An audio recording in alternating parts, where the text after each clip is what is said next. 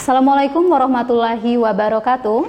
Pemirsa UMB TV dan sahabat kampus dimanapun Anda berada, kali ini kita berada di talk show UMB TV bersama saya, Sarah Kurnia Fadilah. Pada talk show kali ini kita akan membahas tentang kisah inspiratif dari salah satu alumni Universitas Muhammadiyah Bengkulu.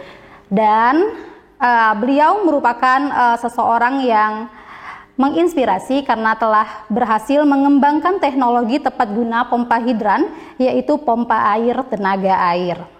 Untuk lebih lanjut mengenai kisah inspiratifnya, mari kita sapa dulu narasumber kita.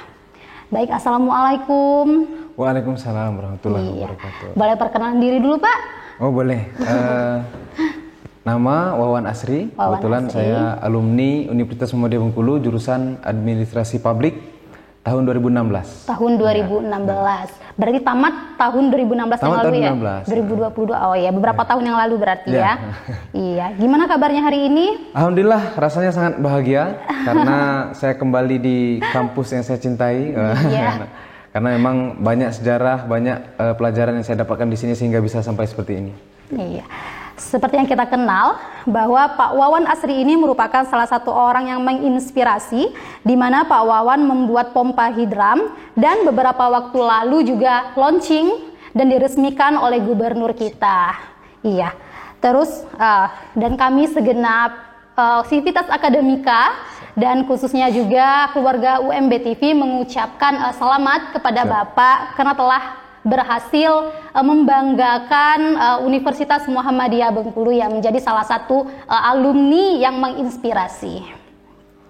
Dan baik, langsung saja sebelumnya boleh diceritain ini Pak, awal mula Bapak berminat untuk menggeluti di bidang ini. Terus mengapa sih memilih atau mengembangkan pompa hidran ini? Kalau kita mulai, kenapa sih mau pompa hidram gitu ya? Iya.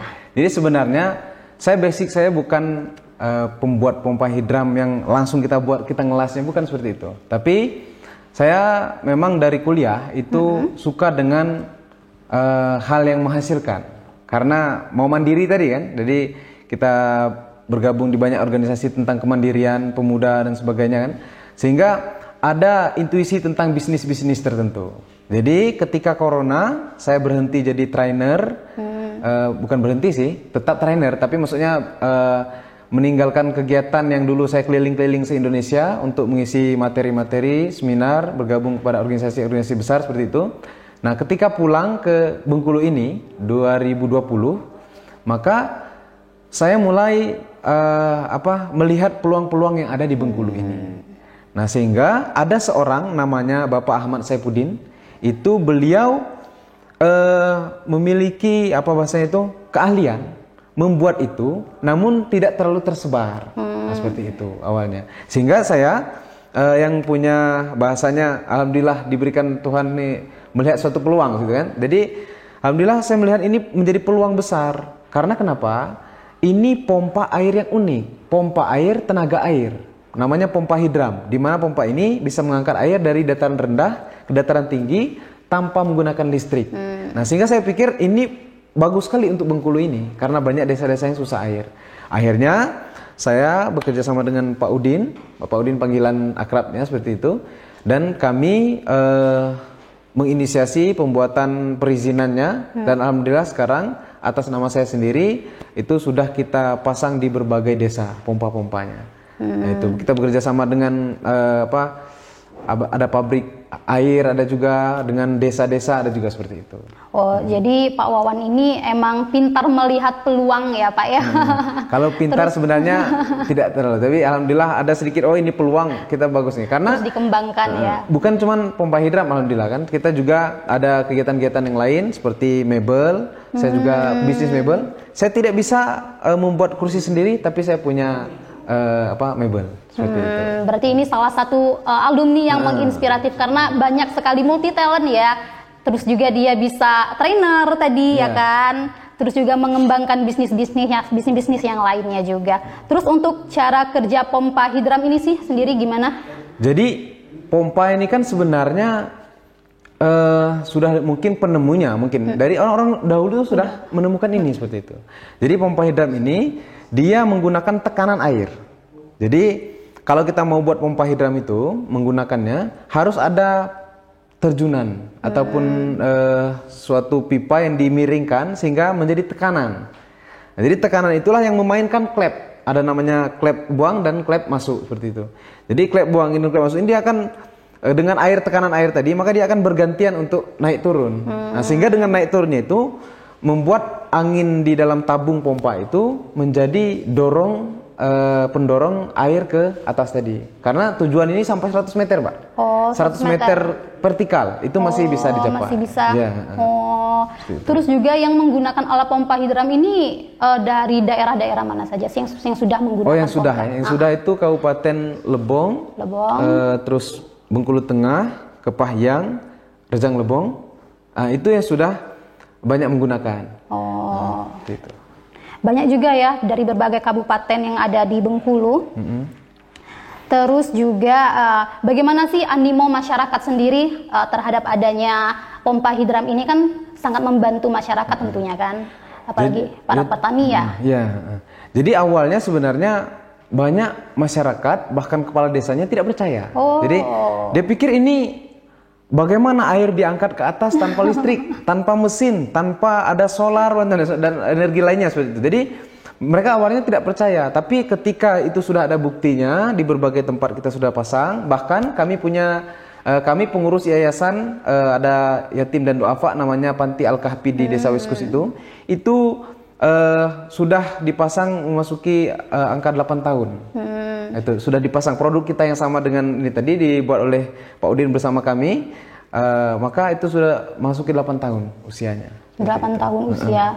Telah menggunakan pompa hidram tersebut ya. Dan sekarang itu memang saya sudah mempelajari pompa hidram ini.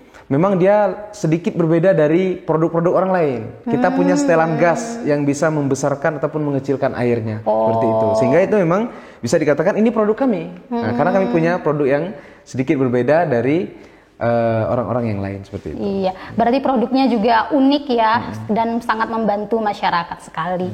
Terus boleh tahu juga nih Pak, bagaimana sih perasaan Bapak ternyata alat yang Bapak kembangkan itu berhasil digunakan oleh berbagai masyarakat?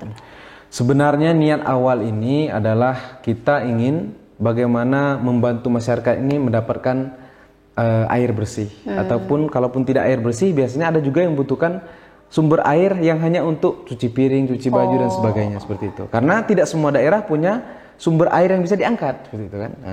Tapi berawal dari niat kita membantu orang itu, maka sebenarnya yang lain-lainnya bonus. Kita penjualan pompa hidram kita sudah kemana-mana seperti itu. Ya. Sehingga ini bagi kami itu adalah bonusnya. Bonusnya kita mendapatkan profit sehingga ya alhamdulillah bisa membantu teman-teman juga di sekitar kita. Gitu. Jadi tujuan awalnya ingin membantu, niat awalnya ingin membantu masyarakat agar mendapatkan air yang bersih dan sampai akhirnya bisa dijadikan bisnis ya Pak ya. Untuk pompa hidram ini sendiri udah dijual kemana saja sih? Kalau kita biasakan untuk penjualan pompa hidram yang saya buat ya bersama Pak Udin itu sudah di 4 kabupaten tadi. Benteng, Kepahyang, Rejang Lebong dan Lebong. Untuk keluar ada rencana berarti? Mungkin kita fokus dulu ke Bengkulu. Ke Bengkulu dulu. Ke Bengkulu dulu. Terus juga seperti yang ketahui juga Bapak bahwa merupakan alumni dari Universitas Muhammadiyah Bengkulu, yakni dari program studi Ilmu Administrasi Negara ya. Terus Fakultas Ilmu Sosial dan Ilmu Politik. Dan serta Bapak juga merupakan aktivis di beberapa organisasi kemahasiswaan di Universitas Muhammadiyah Bengkulu. Boleh nih diceritain sedikit Pak pengalaman apa sih yang Bapak dapatkan selama perkuliahan di Universitas Muhammadiyah Bengkulu? Jadi ini mungkin penting juga untuk mahasiswa-mahasiswa yang baru ataupun mahasiswa yang sudah lama, kan terkait dengan apa sih sebenarnya tujuan kita kuliah ini. Ya. Kalau tujuan kita kuliah ini hanya mencari ijazah, maka saya pikir tidak usah di UMB ini. Saya akan cari kampus-kampus yang hanya bayar ijazahnya bayar kampusnya dapat ijazahnya. Yang ingin saya ceritakan adalah saya bangga dengan UMB. Kenapa? UMB ini tidak hanya kampus yang mengeluarkan ijazah. Banyak kampus di luar sana yang mengeluarkan ijazah.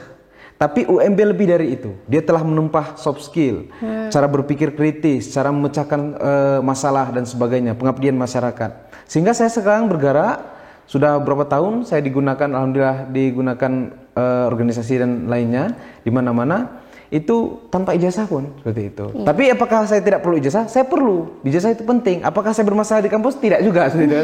Saya cuma tinggal ambil saja seperti itu. Nah, tapi yang ingin saya ceritakan adalah ayo kita fokus kepada pembenahan diri kita sendiri dulu. Jadi sekolah penting, kuliah penting, tapi karakter diri kita, kemandirian diri kita itu lebih penting daripada kita hanya mengejar nilai-nilai tadi. Saya masuk ke IMM, mendirikan IMM di Fakultas FISIP, itu saya bersama teman-teman tahun 2012, termasuk saya di DPM juga pernah menjadi ketua umum PC IMM Kota Bengkulu, dan di provinsi juga di ketua wirausahanya. Itu banyak hal yang kita ikuti. Hingga sekarang saya menjadi Deputi 2, yaitu Kabahil Center, pengembangan pedesaan seperti itu. Iya. Banyak. Oh, boleh nih Pak dikasih motivasi buat teman-teman yang lainnya mungkin yang masih belajar, masih mahasiswa, nantinya bisa seperti sosok seorang bapak yang multi talent gitu. Saya mau mulainya dari awal ya, dari saya kuliah dulu. Jadi saya sebenarnya penunggu masjid, Mbak. Penunggu Masjid Al-Farabi di Kampung Bali. Saya juga penyiar radio. Saya adalah orang yang pantang sia-sia. Jadi selalu saya buat kegiatan apapun kesibukan, sehingga orang bilang dari dulu orang bilang, ini Wawan ini sok sibuk. Bagi saya bukan sok sibuk. Bagi saya waktu kuliah itu adalah saya harus memaksimalkannya. Termasuk dulu ini motivasi untuk teman-teman mahasiswa juga, bahwasanya saya pernah di semester 1 memutuskan untuk tidak lagi mengambil uang jajan sama orang tua, uang belanja sama orang tua. Walaupun di lapangannya uang orang tua juga masih memberikan kan, tapi saya tidak mau, Bu, minta uang lagi, tidak seperti itu. Maka apa yang saya lakukan? Saya jualan pulsa, Mbak. Saya jualan, kita buat kertas itu terus digantungkan di leher kita jualan di Panorama. Pulsa. Seperti itu. Bahkan saya jualan pulsa keliling, Mbak. Nah, saya jual pulsa keliling itu sampai semester 3, semester 1, 2, dan 3. Nah, maksud saya adalah di mana mahasiswa-mahasiswa zaman sekarang itu kalau dia ke kampusnya keren, bawa motor keren, HP keren, tapi itu semuanya uang orang tua. Mohon maaf, jangan bangga dulu.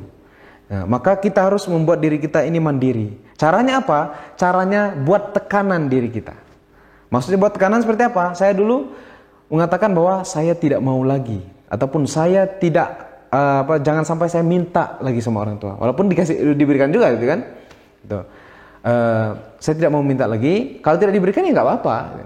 Jadi akhirnya merasa tertekan. Akhirnya ya ini saya perlu uang.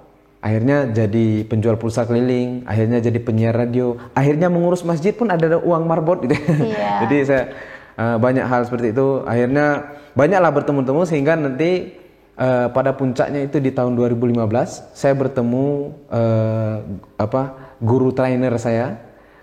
Bahasanya dia telah mengejarkan banyak hal, namanya Safi Effendi dan Jaka Harlis itu, sehingga saya menjadi trainer. Menulis buku, saya menulis buku juga, akhirnya diterbitkan, dijual kemana-mana dan sebagainya. Nah akhirnya sekarang ketika saya 2015 sampai 2020 saya bergelut di bidang training. Setelah itu 2020 kembali ke Bengkulu. Akhirnya sekarang ternyata pikiran-pikiran yang tidak mau diam itu, pikiran-pikiran yang ingin berbuat sesuatu yang lebih, tidak mau bersantai-santai, tidak mau sia-sia. Akhirnya sekarang saya menjadi pengurus Yayasan Yatim dan Duafa di Kepahyang. Saya juga pebisnis mebel. Saya juga pebisnis jual beli hasil bumi, yaitu kopi. Alhamdulillah per tahun itu kita bisa menjual bahkan sampai 500 ton. Itu bekerja sama dengan kakak gitu kan. Nah, yang selanjutnya saya juga pembuat pompa hidram ini juga saya Deputi 2 Kabahil Provinsi Bengkulu, dan saya keliling-keliling ke desa-desa untuk mengembangkan desa-desa seperti itu. Iya, keren sekali nih dan sangat menginspirasi karena kita mendengarkan cerita dan kisah inspiratif dari Wawan Asri yang merupakan salah satu alumni dari Universitas Muhammadiyah Bengkulu yang dimana dia dapat mengembangkan teknologi tepat guna yaitu pompa hidram. Dan pompa hidram tersebut sangat membantu masyarakat di berbagai kabupaten untuk mendapatkan air yang bersih. Beri aplaus dulu buat Pak Wawan Asri kan. Ternyata dia emang multi talent dan sebelumnya juga banyak berbagai pengalaman yang dia dapatkan semenjak kuliah, dari jualan pulsa, terus juga jadi marbot masjid, terus juga jadi penyiar radio juga dulu kan. Emang banyak sekali pengalaman-pengalaman yang dia dapatkan sehingga dia akhirnya dapat sukses ya, menjadi orang yang sukses seperti sekarang ini. Terus juga semoga talkshow kita kali ini dapat memotivasi teman-teman mahasiswa yang di luar sana bahwa tidak hanya kuliah pulang, tapi ada banyak pengalaman yang harus kalian dapatkan selama kalian kuliah di Universitas Muhammadiyah Bengkulu. Misalkan masuk ke organisasi, terus juga misalkan bergabung dengan berbagai organisasi, baik itu di universitas maupun di luar Universitas Muhammadiyah Bengkulu gitu. Demikianlah talkshow kita kali ini, sangat menarik sekali dan kami mengucapkan terima kasih kepada Pak Wawan Asri karena telah bersedia menjadi narasumber kita kali ini.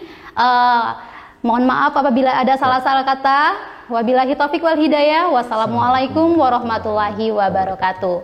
UMB TV keren dan mencerahkan.